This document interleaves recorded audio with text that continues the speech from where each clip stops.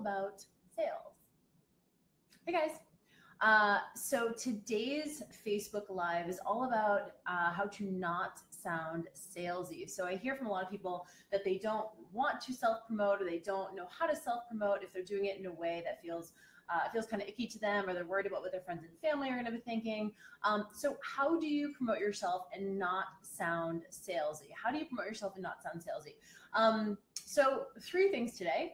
And a lot of this has to do with a mindset shift of going from it being a sale to instead a service. And then I'm actually going to share with you guys some specific things that I do and things that you can do that people will actually come to you versus you having to go and reach out to them. So number 1 is that position this as a service and not a sell. And I know that's hard to think about, but remember, if you have something that can help people, whether it's a nutrition tip or if it's a workout program or it's something to help them with their health behaviors, and you don't offer it to them, you're actually doing them a disservice. Think about it that way. It's kind of selfish that if you have credentials, maybe you're certified, maybe you went back to school and you got a degree, and you have some information that people really need, and you're denying them the opportunity to pay you money for it because you're worried about coming off too salesy, or that somehow the exchange of money means that there's some sort of, it's kind of like bad, or it's evil, or it's not good. A lot of times people just have trouble asking for money. I know when I was a personal trainer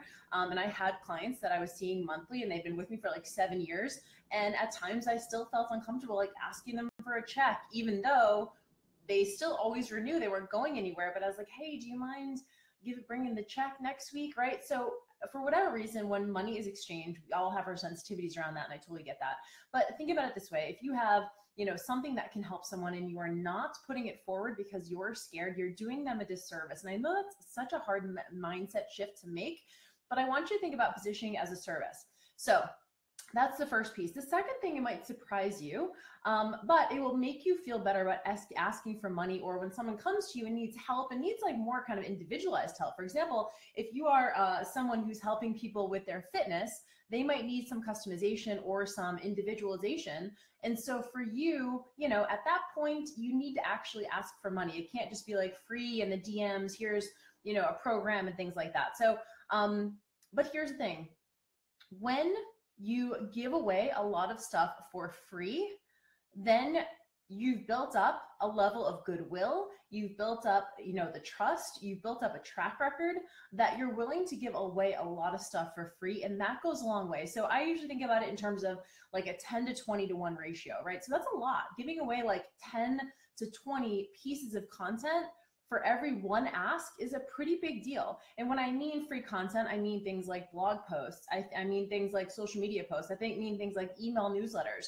Put all of your best stuff out there for free and get people results for free. So I'm doing Action Academy. A lot of you guys are in Action Academy. And in Action Academy, it's 6 weeks of weekly trainings. We have a closed Facebook group. I'm popping in there all the time. I'm answering some questions. I'm giving away a ton of stuff for free because I know that if people sign up for something and they get an amazing value and they actually do and get the result that they actually want, that they're going to want to keep working with me. So at that point, I don't even need to ask for a sale. It's just like, Jill, what's next? Wouldn't it be really nice to get people some results for free so that by the end of whatever that free thing is, they go, hey, what's next? I'm ready to go. And if you think about it that way, I'm sure you guys have had that experience. If your clients are starting to ask you like, okay, what's coming after this? Or I'm nervous that this is going away at some point. Is there a next step? If someone's asking you that, that's a good sign. That means that they're ready to purchase. They're ready to kind of stay on with you. And why wouldn't they? You got them a great result. So, for me, I think about it like this. Give away your best stuff for free. Don't hold it close to the vest. I know that's kind of hard. Sometimes we don't want to give away our best stuff because then we go, oh, well, A, maybe someone will steal it. Or B, if I give away my best stuff, what possibly are people going to pay me for? And my experience is the exact opposite. The more I give for free, the more people want to work with me. Sure, you're going to have maybe a couple of people who are like, thanks, Jill, I'm good. I got the free stuff. I'm ready to roll. And that's amazing too. Obviously, like that's what we want. We want someone to get a result no matter what. But there are some people who are going to need the next step from you. They're going to need the customized meal plan. They're going to need the individualized workout program. And if you don't make that available for them, you're keeping them struggling. And I know that's kind of tough, but you're keeping them struggling if you don't offer that. And then the last thing, I'm going to give you guys a couple of little marketing hacks, but in a way, this is what's called attraction marketing. So attraction marketing is where we don't actually have to like go out and get people to buy stuff. We don't actually have to like put a sale in front of them. We do have to ask them for the sale, but it doesn't need to be in a salesy way. In fact, if we do a good amount of building trust and building goodwill, they end up coming to us. So if you are authentic, if you are inclusive with your audience, even if it's friends and family, tell them what you're doing, tell them what you're up to.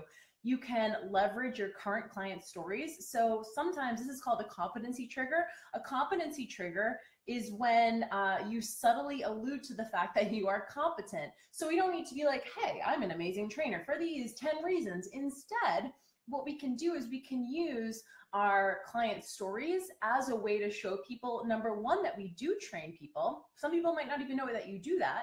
So you can say on social media, you know, I'm so proud of my client, Susan, who came to me 2 years ago. When she came to me, she was overweight. She wanted to lose about 25 pounds, and now she's getting up on stage as a competitor. Or, you know, for her, her biggest struggle was nighttime eating, and here's what we did to help her overcome that. And just by sharing that story, two things happen. Number one, you're alerting people to the fact that you do take training clients. A lot of the times they don't even know that you do that. And the second thing is you're showing them that you're a competent trainer without even having to say, oh, and I'm taking clients. If you're ready, you know, DM me, or, you know, here's how much it is. You don't have to go into any of that. If people see that they need that service, they're going to come and ask you for help. And at that point, you can have the sales conversation. And again, it does not need to be in this age of like transparency and where everyone's sliding into your DMs. It does not need to be this like big, old, super professional, you know, let's do this, and here's all the things you're going to get, and like whatever. Sure, send them to a sales page, but you guys, these are your friends. People who are following you online are your friends, they're your peers. Like, treat them normally, treat them like they're your friends. Be cool. You don't have to be super professional, but you do need to be competent, which is different, right? So someone's reaching out to you a DM, they feel like they have a relationship with you. So don't try and be up here, right? Don't try for the status play. Come down and be like, sure, I'd love to work with you. Here's how it goes. You know, make them feel safe with you, but you don't have to be super professional in terms of like, you don't have to have, you know, everything mapped out, and like, don't try and write a sales page in a DM. Instead, just be normal, treat them like they're your friend, your peer, and let them know what the deal is. And also, this is key. This is a piece of advice I got from one of my earliest mentors, and I was really nervous. I was getting onto a webinar, and I was going to be selling on the webinar. And the product I was selling was like thousands of dollars worth of stuff. And I said, I'm really nervous. I've never sold like this on a webinar. And she said, Jill, you need to act like you don't need the sale. And I was like, oh, of course, I don't have these clients anyway. So if I don't sell any, I'm no worse off. So I might as well act like I have abundance, right? Sure, I'd love to get the sale, but I'm no worse off if I don't get any of them. And so I came with the abundance, and I was like, here it is. I'm super proud of it. I think we're gonna have an amazing time. Do you want it or not? If you don't want it, totally fine.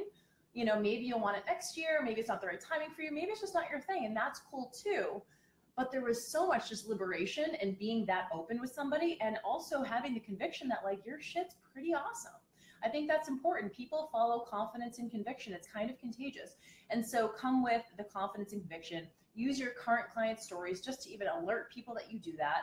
And at that point, it becomes attraction marketing. People come to you because they see that you do good work. And that's really the best way to sell. Best way to sell or to get clients is to just do amazing work and then share those results that you've gotten.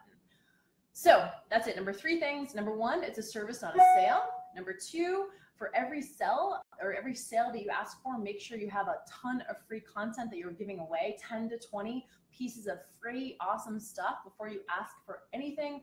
And the third thing is make sure it's inclusive, make sure that you're leveraging your current client stories and subtly showing people that you're a badass, but it needs to be through a way that is authentic and confident and competent, and people will reach out to you and ask. And when they do, you're going to be a normal human and not be super like, up here, I'm better than you, etc. You're going to meet them where they are. You're going to talk to them like a friend, and you're going to have an abundance mindset that you are good with or without the sell. And it might not be this time. It might be 6 months from now. It might be a year from now. But hey, you had a really good interaction with that person.